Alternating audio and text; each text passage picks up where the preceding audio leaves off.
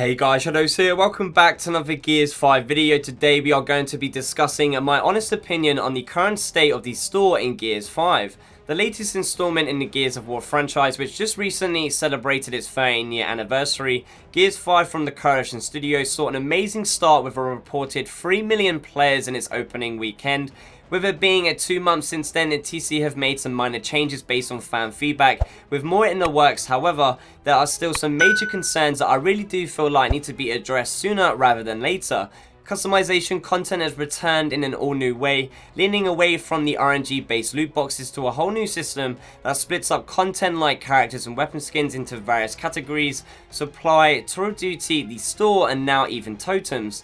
Supply is earnable free content for playing in the form of supply drops. As time is spent playing, with every minute collecting supply points, it contributes towards a random item drop from the supply content.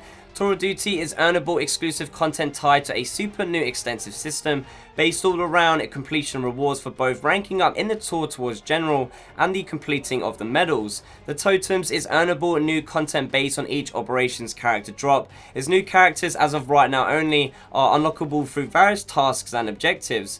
Then you have the Gears 5 store that is exclusive customization content that can only be bought with the premium in-game currency iron on a FOMO-like time limited countdown, only acquirable by spending real world currency, which is why I want to primarily focus on it for this video. The Gears 5 store is by far the biggest controversy, with the Gears fans feeling like a huge slap in the face to all of the OG Gears players of the past, especially those returning from the original trilogy.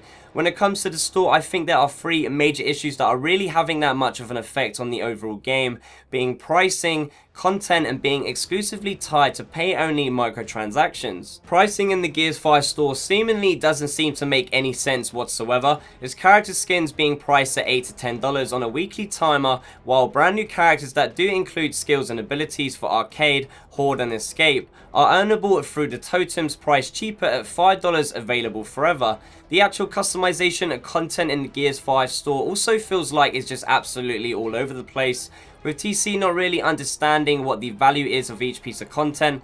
New customization items introduced in Gears 5 like banners, blood sprays, and marks don't really hold the same value at all compared to characters and weapon skins, even new executions to a certain degree, and should be based in supply content only and far away from anything premium. Weapon skin sets being split up into groups to even a singular individual skin just creates frustration, alienating the player base and what feels like drip-fed content at a rate that is far slower than what we got to experience in Gears 4. The biggest issue with the content in the Gears 5 store is that it is exclusively tied to using iron only and in-game currency that can pretty much only be acquired by using your credit card, and outside of the 500 that is available to be earned in the Tour Duty, it is not earnable or accessible in any shape or form, despite how much you do play the game. Recently, a user on the Gears of War subreddit posted a new thread which really does show how bad the current state of the Gears 5 store is, because at 10 weeks into the game, a AAA $60 title, the first party studio game from Microsoft, there has already been a total of $750 worth of content exclusively sold in the Gears 5 store, which really just speaks for itself. Something has got to change, and it has to be right now. Within the last few weeks, TC have made a few changes, like slightly lowering the iron prices of content and even removing the daily item slot, which I think is a great thing. However, the store is still really in a huge mess and needs a complete overhaul for it to actually have a positive impact on the game. It should feel like an optional choice for players and not something that is a forceful necessity. Even heading back into Gears of War 4 during its last few months of content support, despite the RNG and the loot boxes, Gears of War 4 is by far more consumer friendly than the current state of the Gears 5 store. If you had enough time on that game to play and collect credits, you could obtain all of the new post-launch content, including every single character and weapon skin set, except for the esport program content, without spending any real world currency.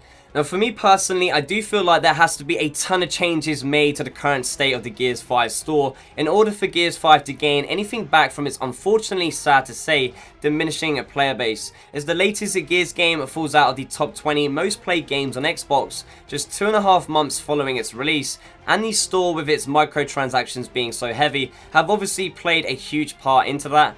Since earlier this month, Node Zero, the multiplayer director from the Coalition studio, Ryan has been doing an amazing job at replying and getting involved with the Gears community that is definitely creating a much better line of communication between the devs and the community itself. However, there was one reply recently where Ryan is responding to someone regarding the Gears 5 store and microtransactions being perfect for this video, summarizing the current state of the store by being the following.